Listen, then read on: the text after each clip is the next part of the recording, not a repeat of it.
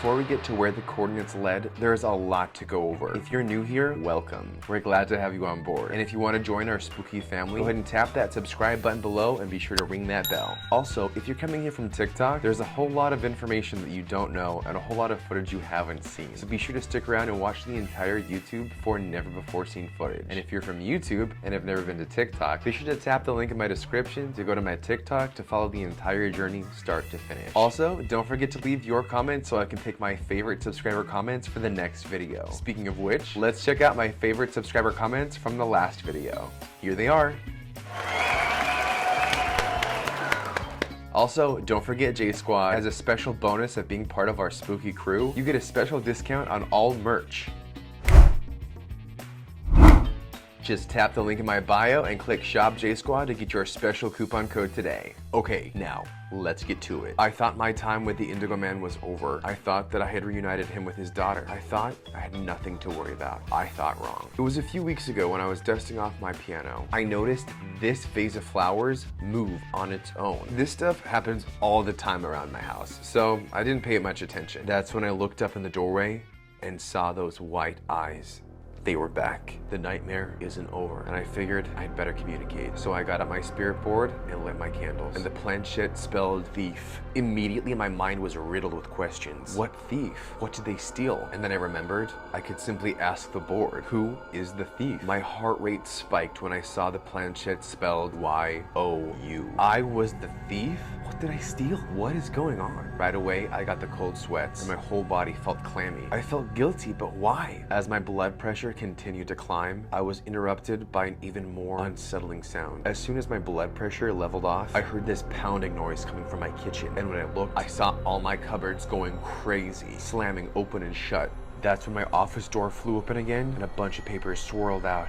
As the papers landed like feathers on the floor, I saw they were all written with red writing. Sprawled over each page were the words, "Return now." Return what? There was nothing in the cupboard. I have no idea what's going on. What does the Indigo Man want from me? Why is he tormenting me? Why won't he leave me alone? I am completely at a loss. And in that silence of hopelessness, my phone rang. And when I answered, a horrific voice came across the other line. I still have nightmares about that voice. I couldn't make out a word and figured it must be some sort of prank. I tried to clear my mind and got ready for bed. But the second my head hit the pillow, I was instantly awoken by the figure at the foot of my bed. It wasn't the Indigo Man at all.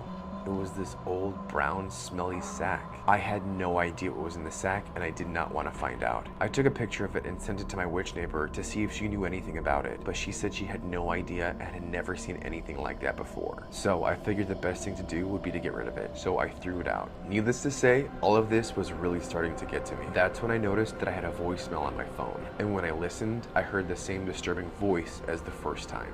And I called the voicemail. The phone started to ring, but no one picked up. Instead, I got an old-fashioned answering machine. Not a voicemail, an answering machine.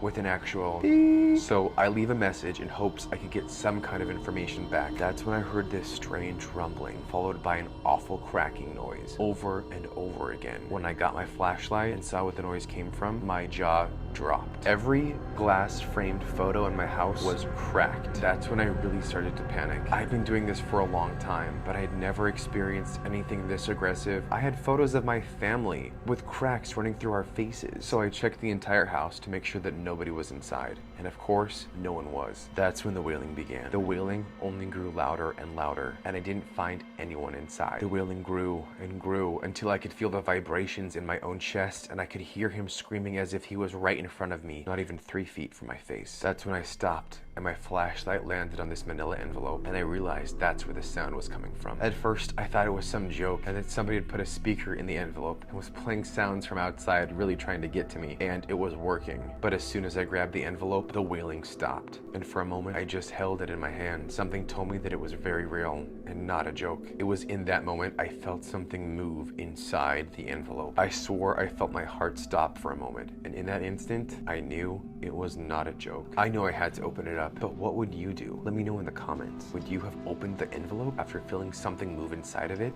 and hearing that wailing come from it? I'd really like to know. Honestly, please leave a comment, because I was standing there stunned. I did not want to open that envelope, but I knew I had to. So I took a deep breath and I opened the envelope. Inside, I found the old bow the pink bow, and the framed photo of Betty and her father. The glass in the photo was perfect, not cracked at all. A horrible feeling came over inside my gut, and I knew something was wrong and that I had to make it right. But I still didn't know what to do. That's when I flipped the picture over and I found coordinates etched onto the back, along with the word trash. I knew immediately what the word meant. I headed to my trash and I pulled out the brown sack. Inside the sack was the old teddy bear that belonged to Betty. The feeling in my gut grew and it felt like I was about to vomit, but I took another deep breath and I followed those coordinates. And you'll never believe where the coordinates led, to Betty's house. Okay guys, here's what you've all been waiting for. Here's the never before seen footage of what happened when I got to the coordinates and got to Betty's house. Take a look.